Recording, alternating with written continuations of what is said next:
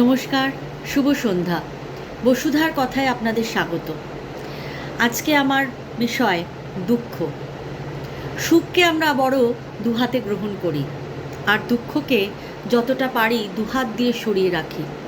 কিন্তু সুখ আর দুঃখের ব্যালেন্স কিন্তু জীবনে হতেই থাকে, এবং সেই ব্যালেন্সের খেলাটিকে আমরা যখন গ্রহণ করতে পারি আন্তরিকভাবে, তখনই কিন্তু জীবন সঠিক রাস্তায় চলে।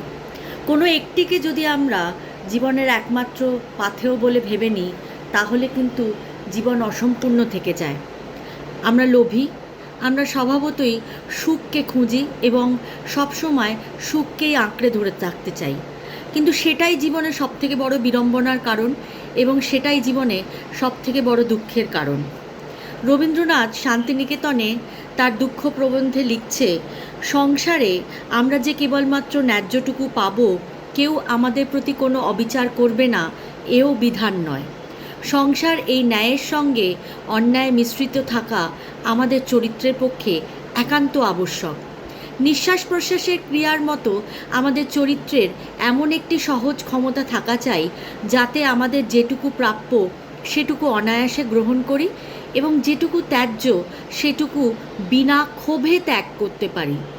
অতএব দুঃখ এবং আঘাত ন্যায্য হোক বা অন্যায্য হোক, তার সংস্পর্শ থেকে নিজেকে নিঃশেষে বাঁচিয়ে চলবার অতি চেষ্টায় আমাদের মনুষ্যত্বকে দুর্বল ও ব্যাধিগ্রস্ত করে তোলে। ওভার প্রোটেক্টিভ যদি হয়ে পড়ি, যদি নিজের ব্যাপারে, নিজের প্রিয়জনদের ব্যাপারে, নিজের সন্তানাদিদের ব্যাপারে যদি আমরা সারাক্ষণ তাকে একটা ওভার প্রোটেকশানের বা নিজের মনকে ওভার প্রোটেকশানে ঘেরাটোপে ঘিরে রাখি, যে আমার কাছে যা কিছু আসবে তা ভালোই হবে, তা সদর্থক হবে, তার মধ্যে কোনো নেতিবাচক কিছু থাকবে না, তা কিন্তু অত্যন্ত ভুল।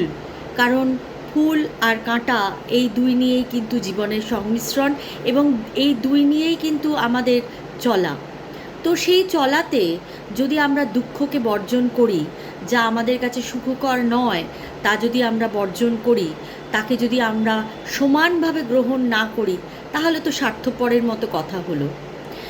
লেখক বলছেন, দুঃখ এবং আঘাত ন্যায্য হোক বা অন্যায্য হোক, তার সংস্পর্শ থেকে নিজেকে নিঃশেষে বাঁচিয়ে চলবার অতি চেষ্টায় আমাদের মনুষ্যত্বকে দুর্বল ও ব্যাধিগ্রস্ত করে তোলে।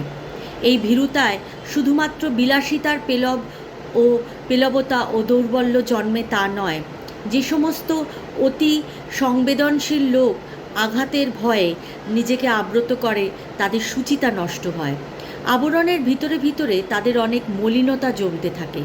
যতই লোকের ভয়ে তারা সেগুলো লোকচক্ষুর সামনে বের করতে না চায়, ততই সেগুলো দূষিত হয়ে উঠে স্বাস্থ্যকে বিকৃত করতে থাকে।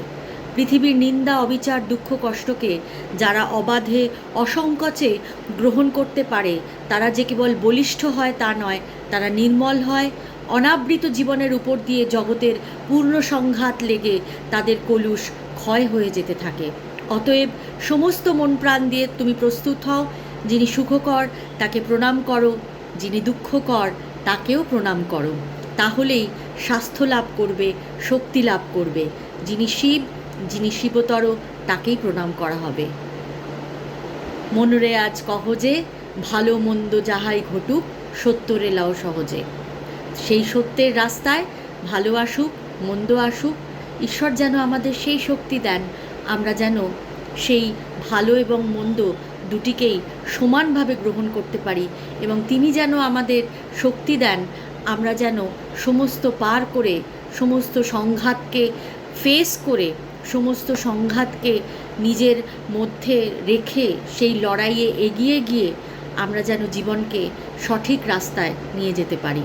সবাই ভালো থাকবেন, সবাইকে ভালো রাখবেন, সুস্থ থাকবেন, আনন্দে থাকবেন। সর্বে ভবন্তু সুখিনা, সর্বে সন্তু নিরাময়া, সর্বে ভদ্রাণি পশ্যন্তু, মা কশ্চিৎ দুঃখভাগ ভবেৎ।